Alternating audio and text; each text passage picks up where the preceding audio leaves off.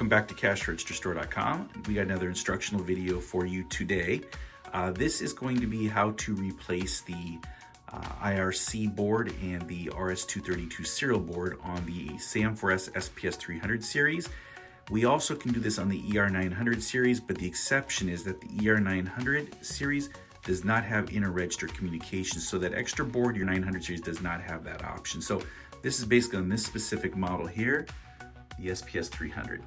And again, if you like this video or if it serves you well, please give us a like, and remember to please subscribe to our channel.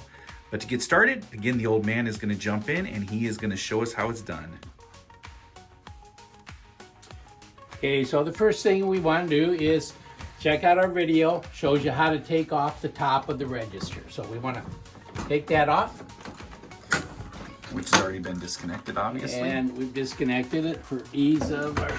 Now, once we have the top off, then we can go in, and this is our communication board down in here, our ports, for our ports. On the other video we have, we'll show you how to put in the optional 2-port board, which connects into there. To expand the serial, yeah. Okay, so what we're going to do is simply a couple cables we need to disconnect. Number one is that we have our red with a black wire, goes on towards the left side. We just, again, put your finger down and grab it, and just it will go straight up. We also have a ribbon cable here. We want to put our finger under there and pull it straight up. That connects that. We also have our drawer board here that connects in, and we're going to disconnect that. It pinches. There's a little, right on the side, you can see that there's a pinch that connects on the connector to get that up. Just don't pull it up. You can pull the cables there. Okay, we got a few screws to take out. So we're gonna just simply disconnect. Take those screws out, put them back over in our little compartment here. So don't lose them.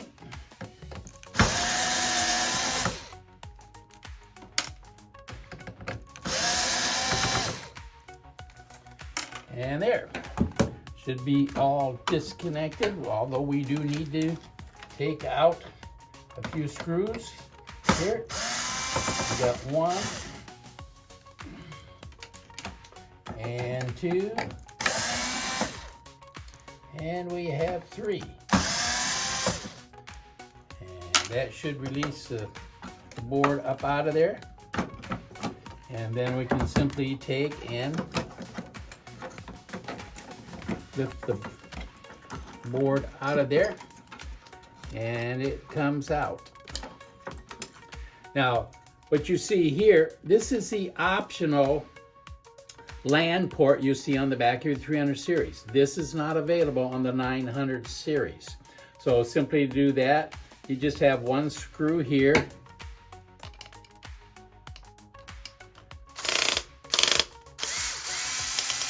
You take that out, and it just simply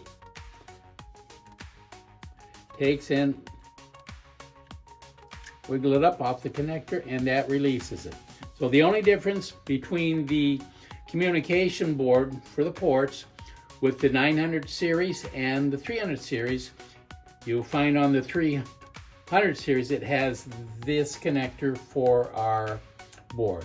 On the 900 series, you will not have that there. You see just some solder spots and also this pin. That's the only difference, but the optional RS-232 board is nice if you have multiple registers. We'll put this simply back on.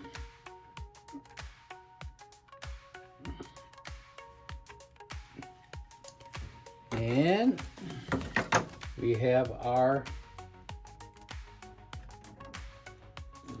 1 screw there. So if the IRC, if your LAN or your communications there goes out, it's a quick fix. And then what we're going to do is slide our board back down in here to put it, reinstall it. Put your wires up. Sometimes you got to play with these, wiggle them a little bit, and get them in. Now, the port has to go through, if you take a look here, they have to go through these holes here. So don't force anything. Everything will go. These probably set it down in here, and it takes a little finesse, and then we've got it right down in there. And then we can go ahead and we can take our black screws, take my torque, turn it down, and we're going to install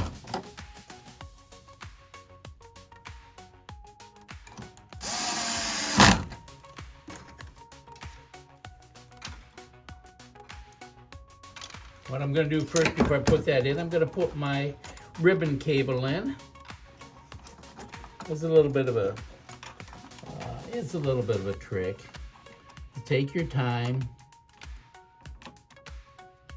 Put it down in. Yes, there's only one way for it to go in, and once we got, then we can just simply take in. You can push it down into the connector, and then our other connector simply, again, the black goes towards the printers to the left.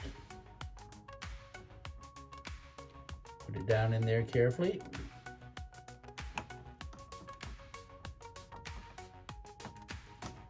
And push it straight down, and it's connected. Okay, we can then take our drawer cable, stick it in, and you hear that click. Okay, we've got our ground wire here,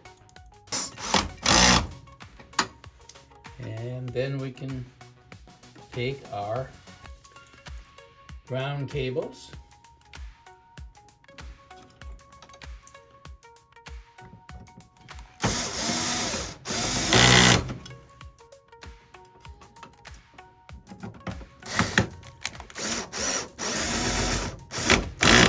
simply put them to the side just a little bit. Goes right in, and then you find the big screw which comes in over on the end here. This is what connects the power cord. And that's it. We have it back in. Check your connectors. We're good. Okay. That's all there is to replacing the RS-232 board. Yeah, so again, if you like the video, if it's helpful for you, again, give us a like, and remember, please subscribe to our channel. We will have more videos coming just to help you out.